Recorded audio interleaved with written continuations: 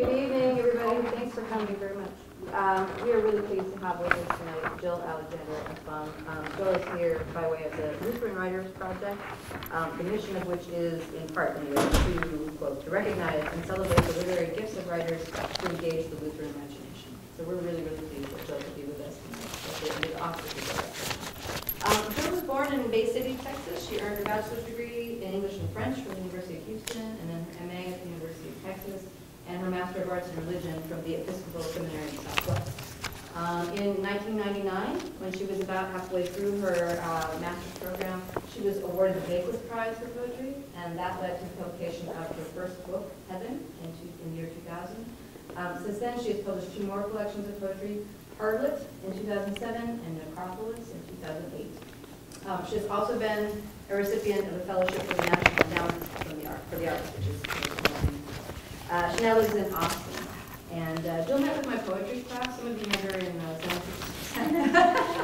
poetry seminar. Some of you met her in my poetry class this morning, where she gave us some really beautiful insights on writing sonnets, a form that she described as, quote, the box where you put the pain. I thought that was a great description of it. I really love that because it does such a really nice job of illustrating what it is that poems do. They give us a space where we can work through the really difficult parts of our human lives, but they give those difficulties a shape, right? And that shape reflects the complexity of those problems that we struggle with. Being human is not an easy business, and as we'll hear tonight, Jill's poems bring together a lot of disparate elements of our humanness. They touch on things like our sexuality, meditations on the divine, and they simply have a lot of fun with language and with words. Her poems are sad and funny and thoughtful all at one time, just like people are.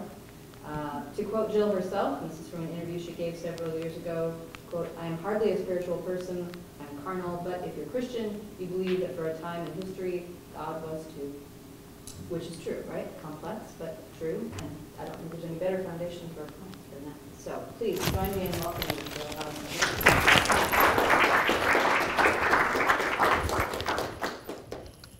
Is it working, the microphone-y thing?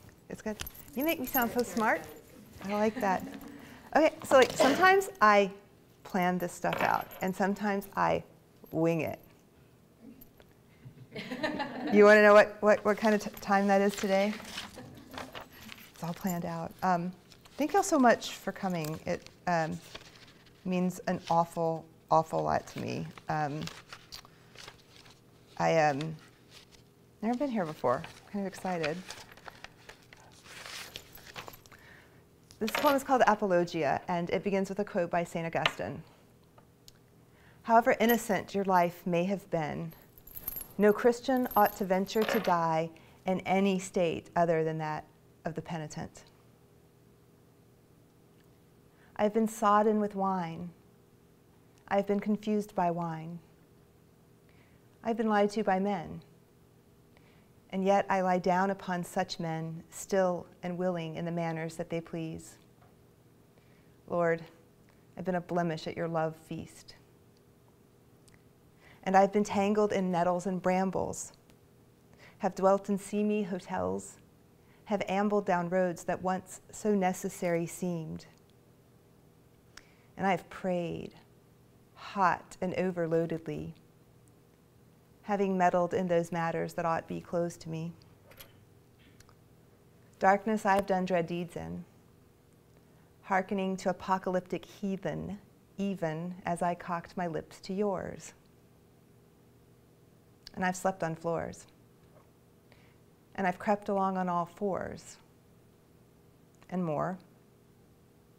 I've lived briskly in nice houses, and I've swigged whiskey in ice houses.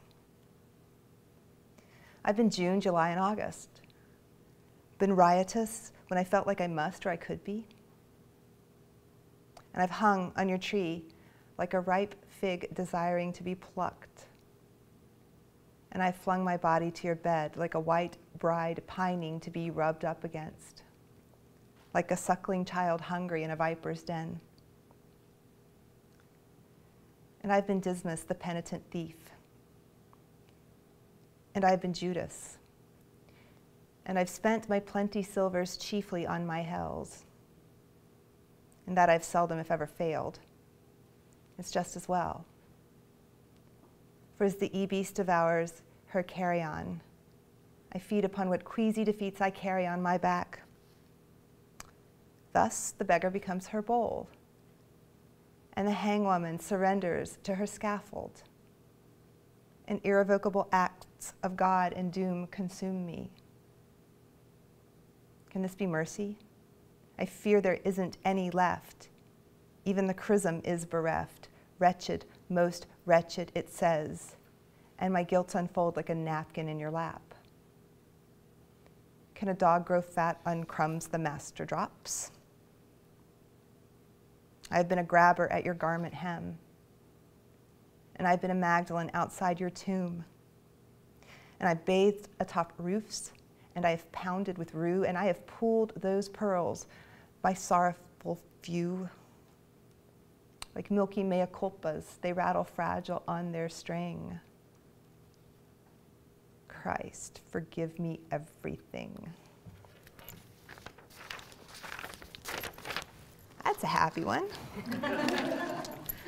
They're all happy. They're all just like that. So all right. It's been established today. I'm batshit crazy.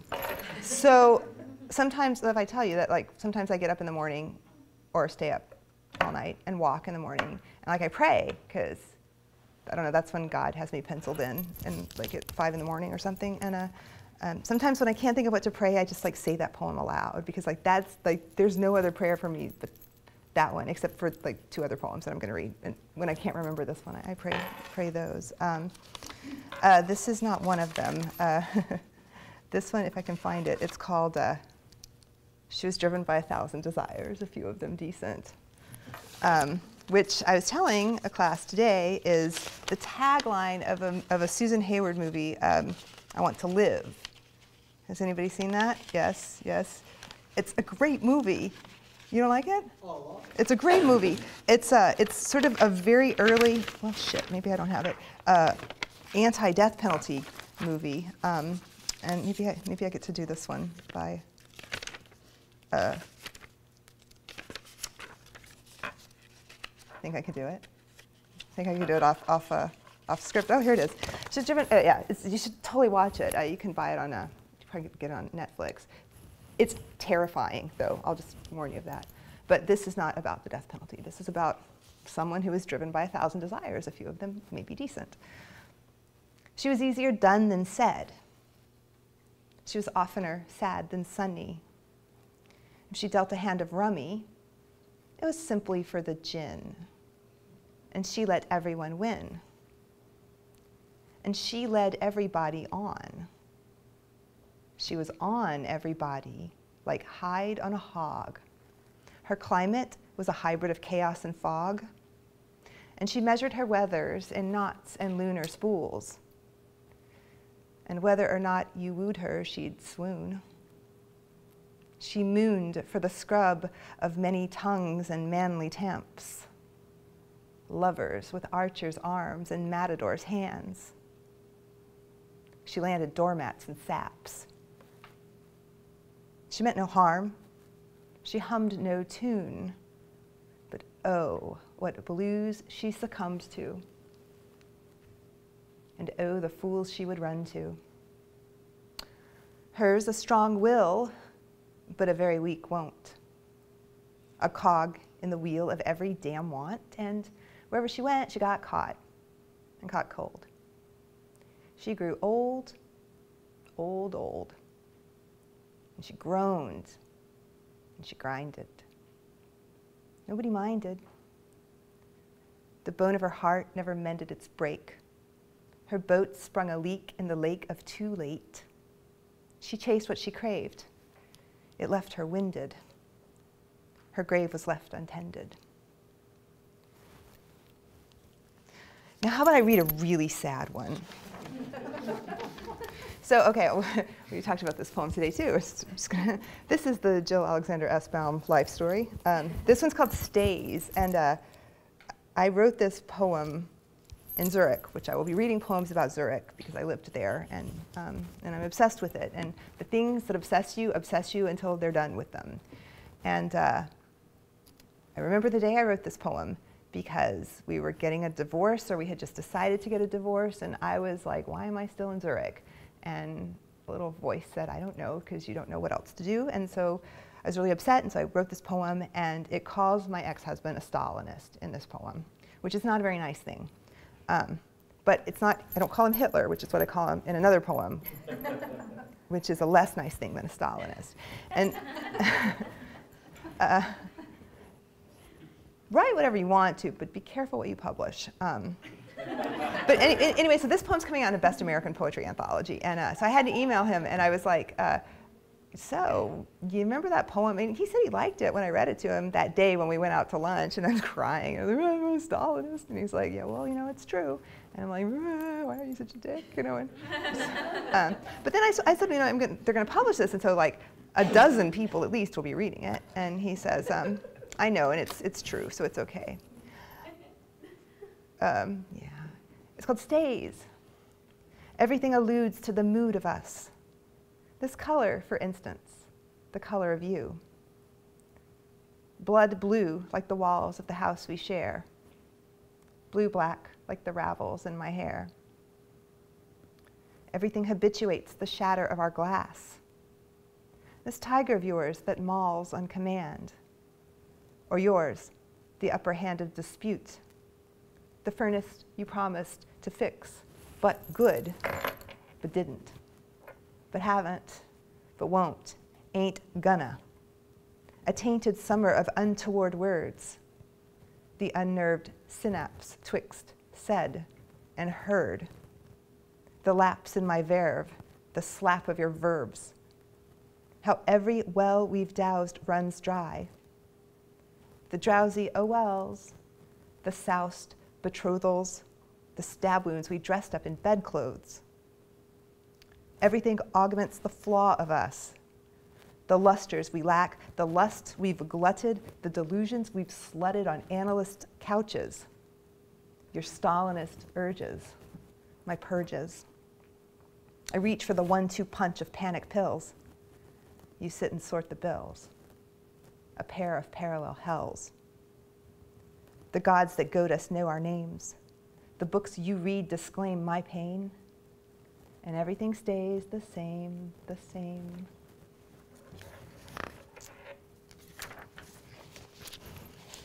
These are sad. All right, so I'm going to read from my book, Harlot. And you know what, I mentioned this earlier.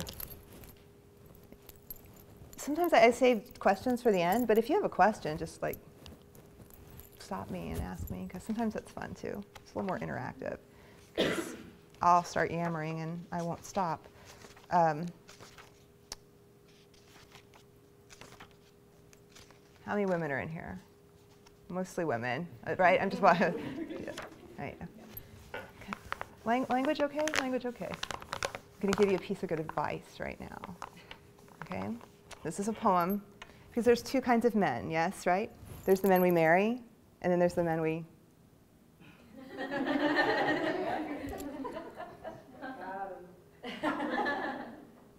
This one kissed me beneath the stars. That one fondled me up the stairs. This one confessed his sins but to God. That one demanded his pities aloud. This one drove me to the store. That one drove me like a car. This one gave me violets and asters. That one brought me violence and disaster. This one wed me in the chapel. That one ate me like an apple. And he was as handsome as he was doomed, lovely as lust, but fickle as the moon. This one built me a house to live in, and that one fed me glass and poison. This one tended a kindled hearth, but that one, he threw me to the dirt. And by the green briar patch we tangled, hand to thigh and lip to nipple. The men we marry, the men we fuck, this one doubly filled my cup. That one used me up. And so the idea is to like get both into one. So when that happens, let me know and ask if he has an older brother, and we can have a double wedding here, right? Okay, so, okay, I like puns, and I'm writing a joke book, and I'm going to read you my favorite poem that I've ever written, ever, ever, ever, ever, ever. I'll never write a poem better than this one. It's that good. Where is it? It's so good that it got raptured. Okay, the two things you need to know about this poem is that I'll be sad if you don't laugh, because it's funny. And there's one footnote that it might help. So in watchmaking, if you have like seconds, hours, minutes, that's just normal. But if you have like a phases of the moon or a stopwatch, in clockmaking, I never can say that word, horlogery. I want to say horlogery, but that's not right. It's called a complication. So anything beyond seconds, hours, it's called complication. And then the last thing you need to know is most every line has 2 puns in it. So I will teach you how to listen for them because they're very subtle. They're so subtle. It's called The Villagers Warned Me About You. The wheelwright spoke. He'll run you in circles. The lawyer affirmed, like a lawyer's firm. There was little appeal. The watchmaker seconded. All complication. The meter maid cited. No validation. The stargazer charted each path of our defeat. The pastor swore. It's blasphemy. The fishwife angled. There were others in the sea. The schoolmarm instructed me to mind my seat. Get it? Like seat or butt. The cobbler eschewed you. Said you were healed. The wet nurse expressed that you'd milk me dry. He'll bleed you in vain, gushed the local stigmatic. The private investigator called you a dick. The fire marshal cautioned you would burn down my house. The smithy bellowed, and the drunk demanded proof. The postman was frank. Like franking privileges, get it? It's very subtle. Said you wouldn't deliver. The barber polled his shop regarding keen-edged razors. The gambler wagered that you were a long shot. The janitor leaked. There's a hole in his bucket. The barkeep poured over bitters and thirsts. Are you ready? This is it. It's going to happen right now. The butcher revealed that you were the worst.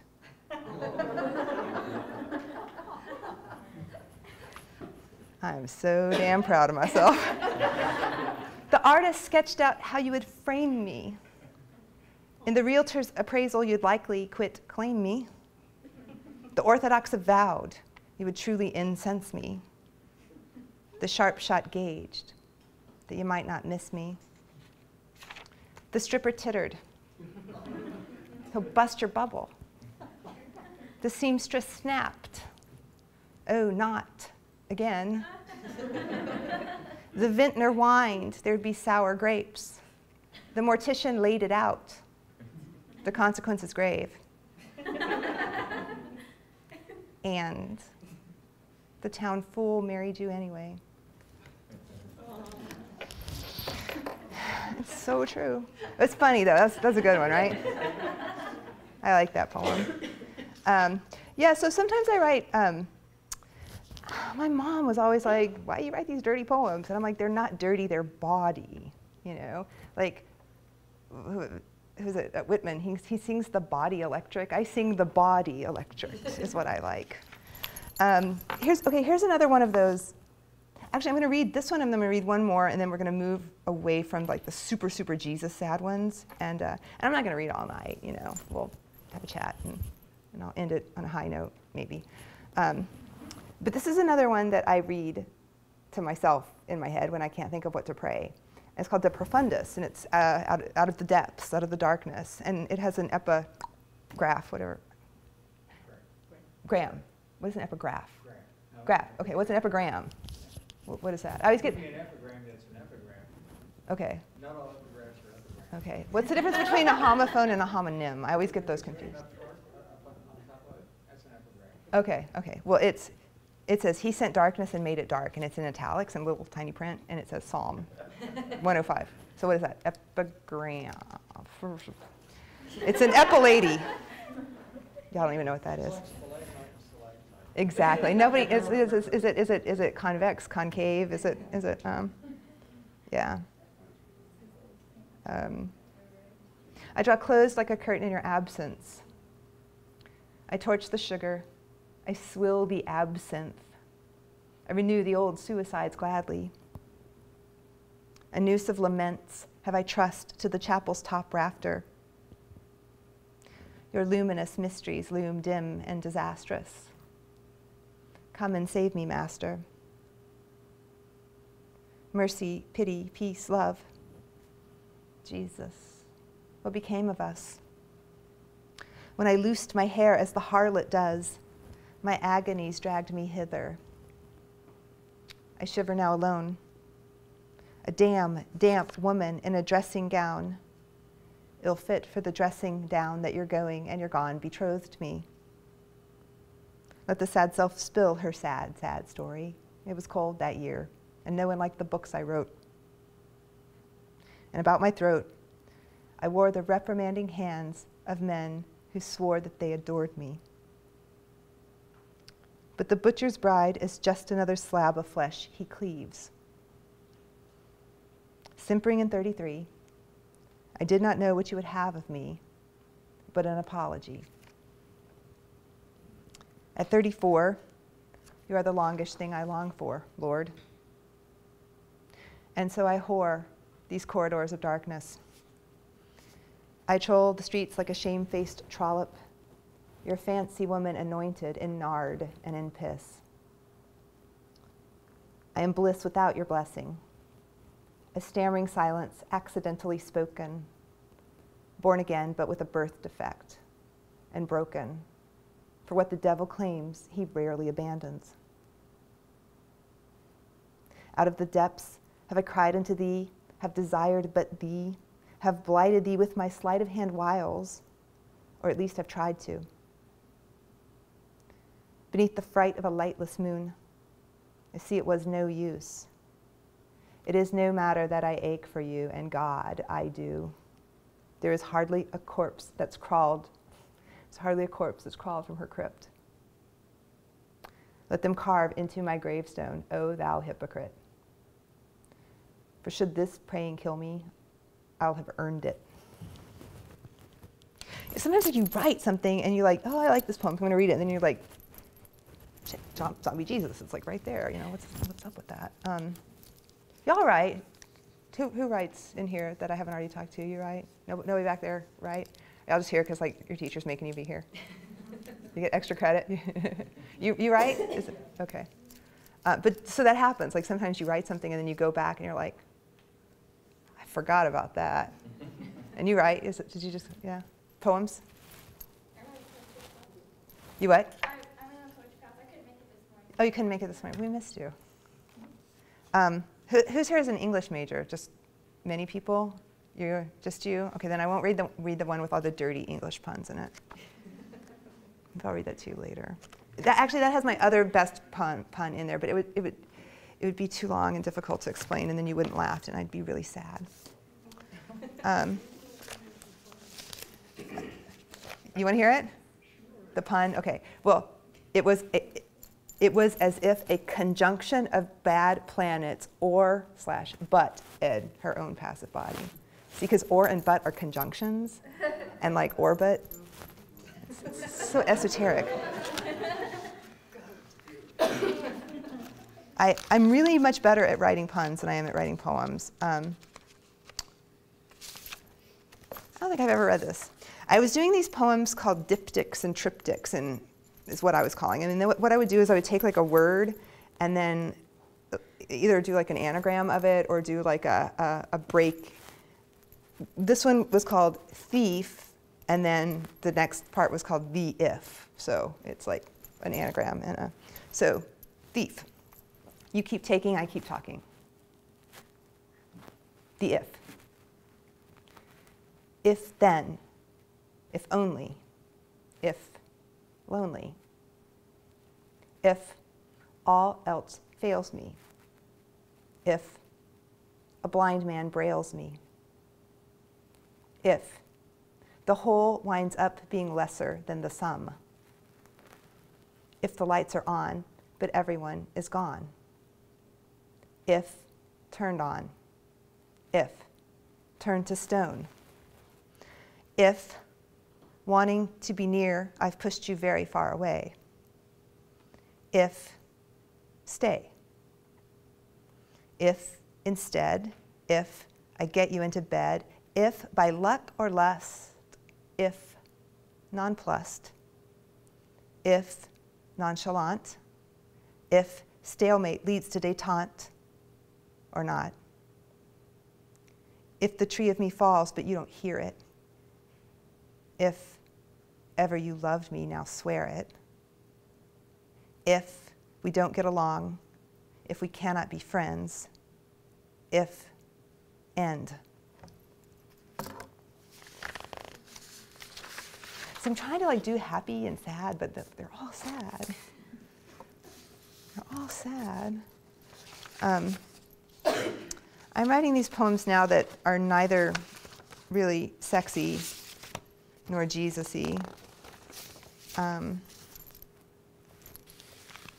So then they're just really sad, so they kind of don't even have a gimmick, which is fine.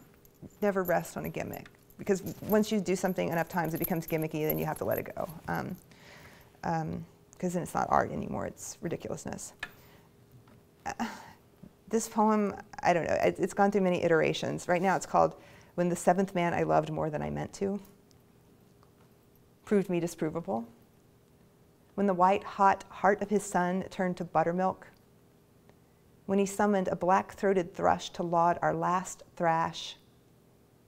When the fainting room made gray his hazel eye. When he sang ourselves slowly to a coldness. When he unhemmed me in the, this is a ridiculous image. When he unhemmed me in the meadow of the he-goat. What the hell does that mean? When he, I admitted only then that it felt like murders. Yeah, all of them. Something about the meadow of the he-goat, I like, it's kind of hot, right? Like in this weird, like, so this, okay, Switzerland, blah, blah, blah, blah, blah, hate it, hate it, hate it, love it, obsessed with it. Writing these poems, titles take places that were in Switzerland. This is just the name of a little forest, Egert. And so that's all you need to know. It's im Egert. At morning, I'm a laureate. Cast this head on a brass coin. I'll assume, cast this head on a brass coin. I'll assume a glass crown. This morning, I wake to inner alarm. The guess that darkness isn't all there is, that there's more, and that the relative next is worse. Sunrise is glacial. The snow is chalk. I lilt when I walk like a drunk.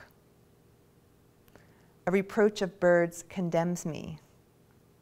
Am I game? Don't shoot. I pitch from one periphery to its brother. I'm a chill that can't be burned away. Not with sunlight, not with love. Of course, there is something worse to come. Like when God doesn't answer a prayer. Like when God does. Maybe I'll read a couple more. I'm really looking for something that's like cheery.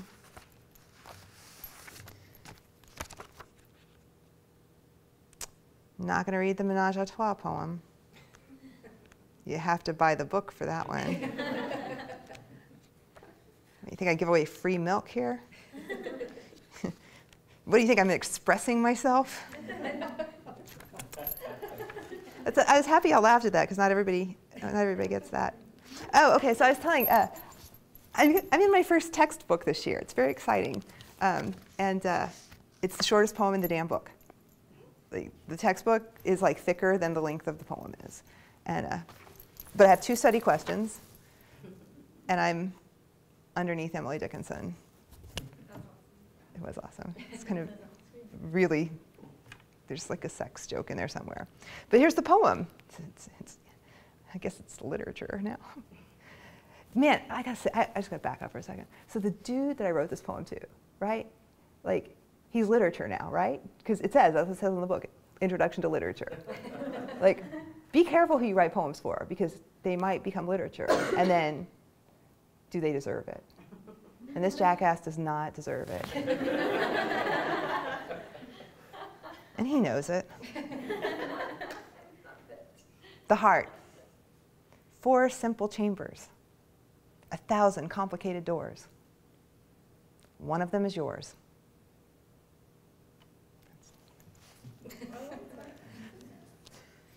Like, I got paid for that. Seriously. I'll read a couple more. Sometimes I don't usually read out of this book, Necropolis, but I want to point to this too in case you want to buy like both of my books that I have here. This one is a very appropriate Lenten book because it takes place over the 3 days that Jesus spent in the tomb, and there's not a naked lady on the cover of it. But there is a poem wherein the speaker of the poem is having sex with Jesus in a graveyard. I'm not going to read that one. No, it's good. It's a religious book. It's true. I mean, like, don't you know, like, all these medieval women saints that, like, Julian of Norwich and Hildegard of Bingen and Marjorie Kempe, is that right? Yeah. They all had these visions where, like, they were taken up into the clouds. Catherine of Siena dreamed that Jesus, like, grabbed her, drug her up to heaven, and the angels attended them while they were physically, bodily married. And for his wedding ring, he gave her his foreskin. So these are not new ideas. I mean, these are medieval women saints that are writing. Men saints were writing things like that too. But, you know, Martin Luther wrote some nonsense. But yeah, that's pretty. Oh, you know what? I can give guys advice too, like the opposite of the girl advice. This one's called Minx.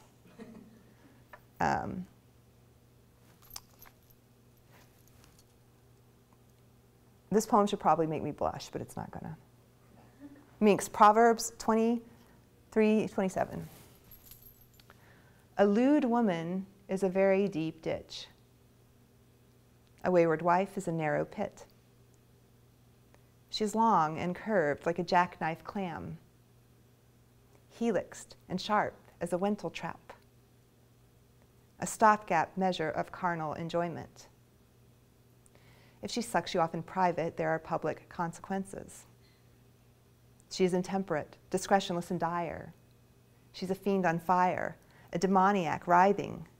Rarely does she tire of the riling or the thrashing, and the time she has is always smashing.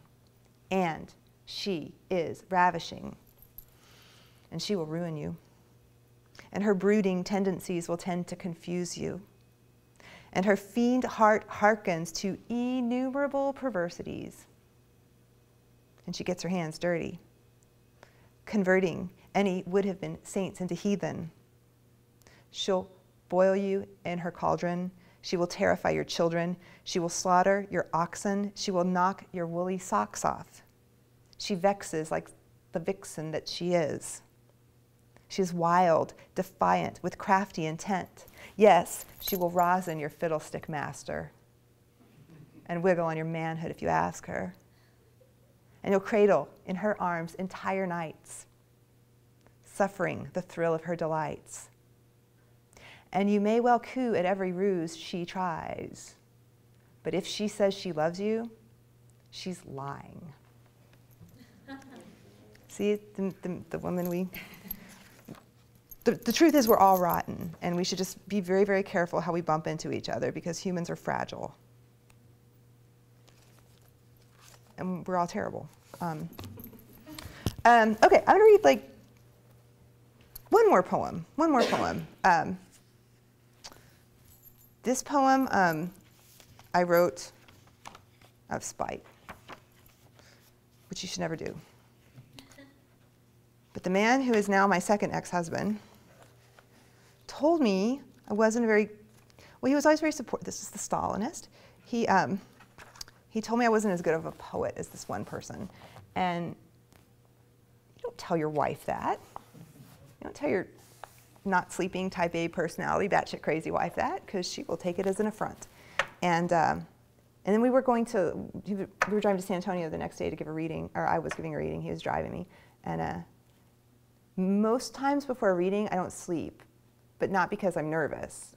I don't have nerves. It's because I don't like to go to a reading without something new, like brand new, like less than 24 hours old.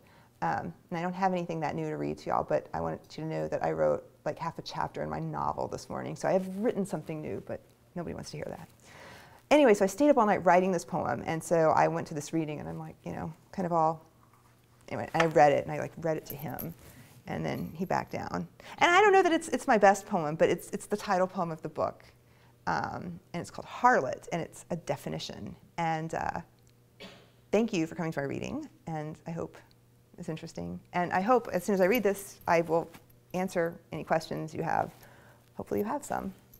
Or I will ask you questions, and then you can answer them for me. And you can buy books. Or if you don't want to buy books, maybe I'll leave some here, and you can. Easter presents. He is risen.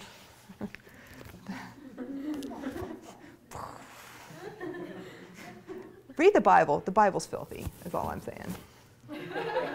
There's puns all over the Bible. Upon this rock I shall build my church. Come on. Harlot, a definition. A woman in black with a wasted face. Small bleak girl in a blue satin dress. A nervy girl with a rabid pulse. A loose of life lady, a beggar in skirts. A kitten at your keys, that witch who wouldn't burn. That red spot on Jupiter that could swallow the earth. A cavern into which you climb. The gangplank bridging swoon and sigh. That wee bit of lust you drag alongside. Who you cast like a pearl before a pig. Who you clothe as a housemaid in your wife's rags. Who frots your thigh, who bums your fags, who cooks your supper, and who works your avenues. Who has a different name each time she knows you. Who swears that she will kill for you. The early bird that eats the worm, an orphan of the universe, the co-ed seducing her teacher midterm. She is miracle, spectacle, pinnacle, sideshow, manacle, clavicle, tabernacle, afterglow. She is a little button made of bone. Who lodges in the heart's hotel, who people demand of what they will, who will do you in the swimming pool and play cockney nurse to your Scottish physician, a cock-smitten gin molly with a sottish disposition. She's the groupie who's done it with all the musicians. A wily mistress, Zion's daughter, that stupor in the gaze of mourners, grave digger, stone cutter, hearse driver, shroud mender, who lies beneath you like a whore and puts good use to sullen hours and blinks back tears of raving terror. Your whole life's happiness gray as ash. Your peace on the side, your secret stash, a hot sauce and a tasty dish. Who will dance until God falls out of his sky and allow you to handle the merchandise, but who will engine your Titanic to its iceberg demise and will screw you to the wall with scant ado. Darkness done, she'll cast no shadow. Fuck all, she'll say, I'm having issues. She is the fiction invented for your arousal, the serpent you take up and the poison you suckle, a frivolous income at your disposal. And her weary nights wear unworriedly, and she fears she may die from lack of sleep. And her wide, alive eyes are eau de Nil green, and her free states masquerade as Confederate, and her tastes run noble, though her talents proletariat, who flirts with trouble, and trouble returns it. She is your sanctum sanctorum and your hocus pocus. Whole cities spring up from the ruins she once was. She is insane, and she is in sadness, who will stick to you as a burr to cloth, who blends her stoli with seconal, that she-wolf with your crotch and her jaw. Intransitive verb without an object, and if you loved her, you should have said it. And if you said it, you ought to have meant it.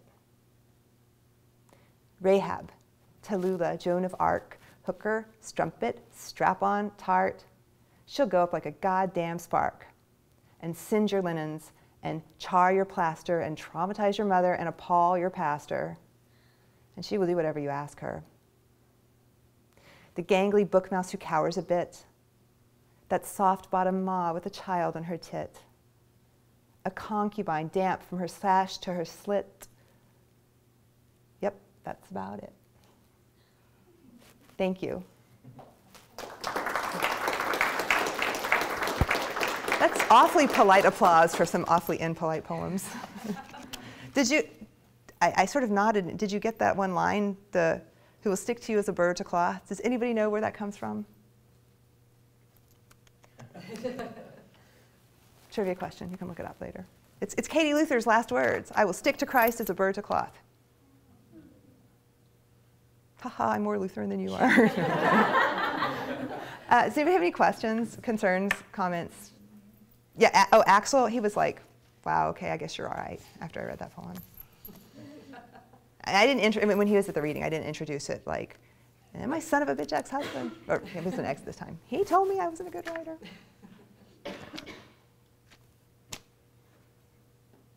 Yes? Do you do music? Me? No. I can't sing. Do you do music? Yeah. Do you write? I'm starting to, yeah. Cool. You should record it, that stuff. I should. Yeah.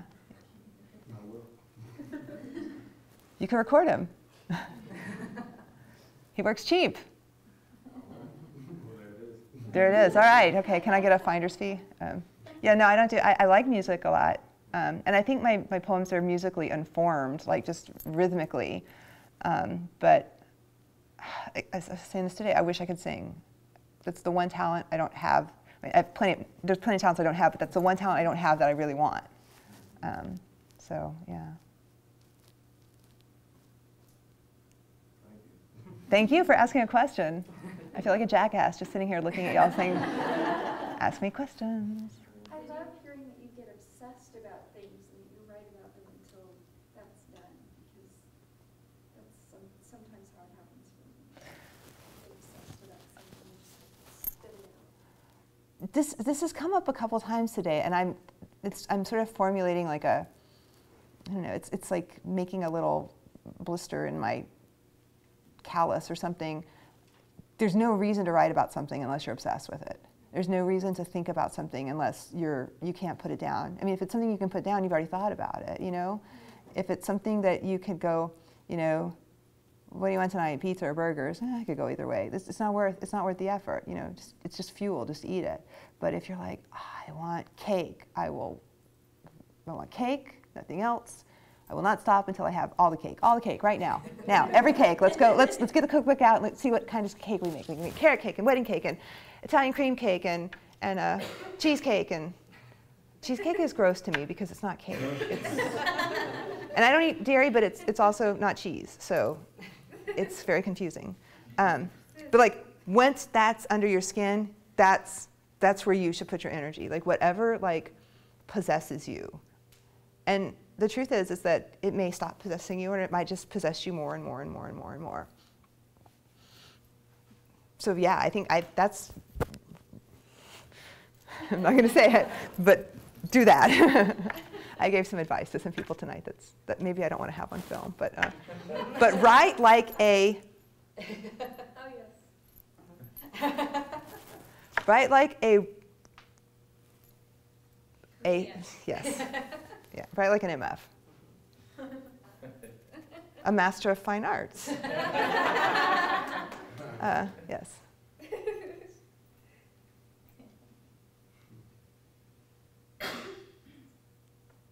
Do you have copies of your books? I do have copies of my books, but I like to talk, and I like it when you. Maybe people are more comfortable coming up and talking to you one-on-one when they're in your group, so.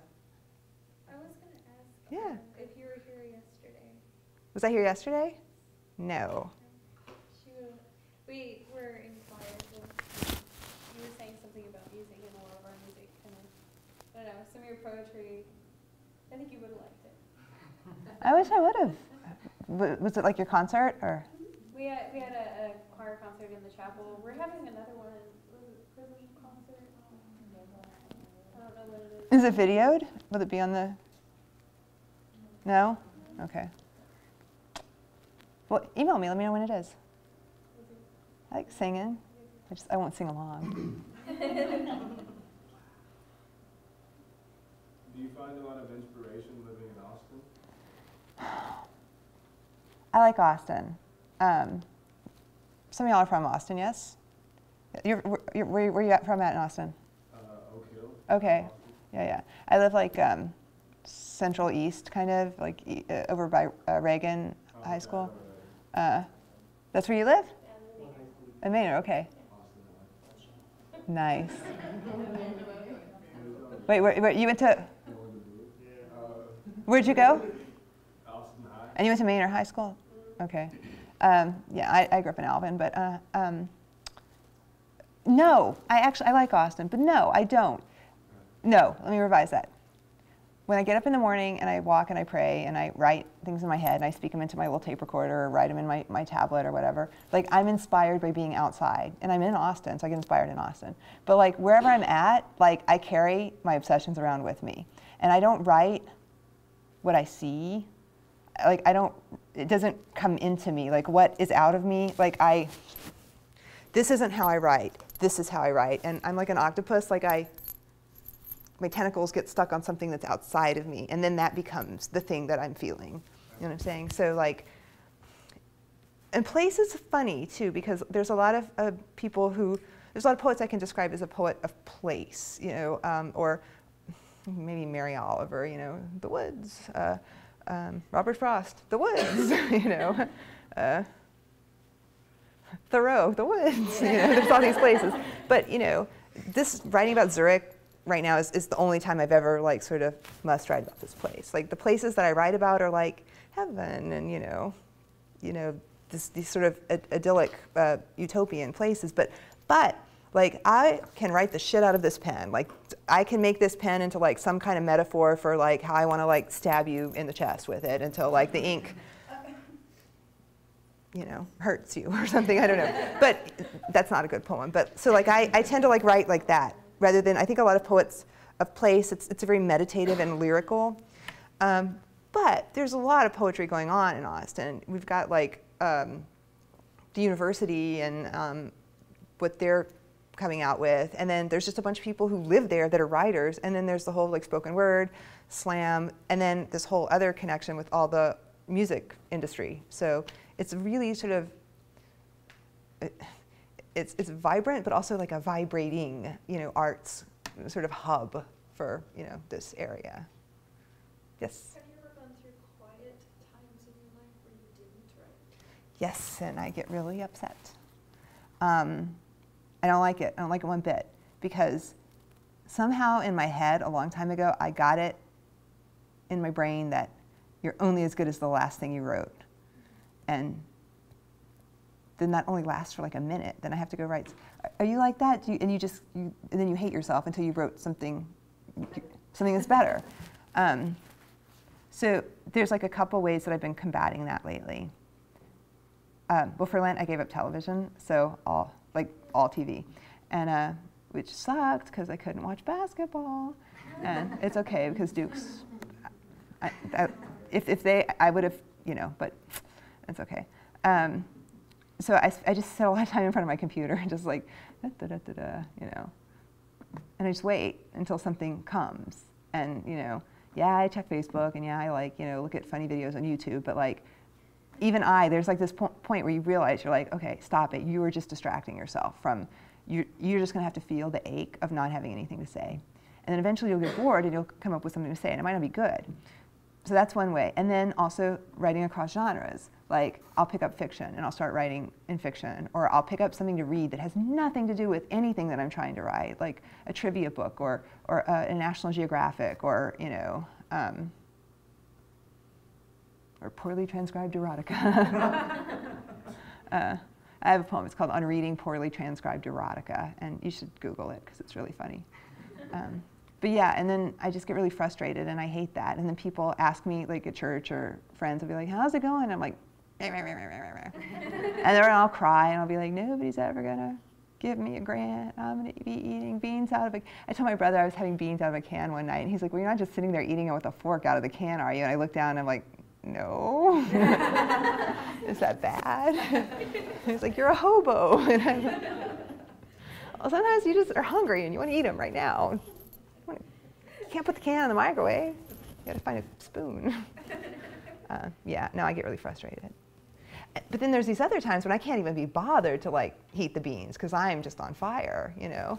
And those would be times that my personal hygiene gets suspicious, and, you know, I never brush my hair, and you know, my neighbor comes and checks on me sometimes. She's like, I haven't seen you leave the house, and, you know, I mean, obviously I do leave the house, you know, like I got to go walking in the morning, or, you know, go buy cat food for my 13 cats, and just 3.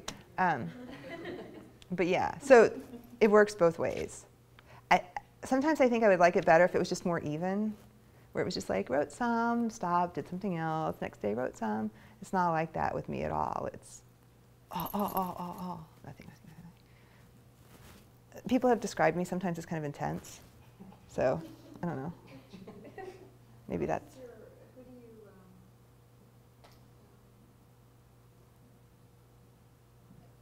Who are your favorites? My favorite writers? Yeah. Poets. Edna St. Vincent Millay, Emily Dickinson, Dorothy Parker.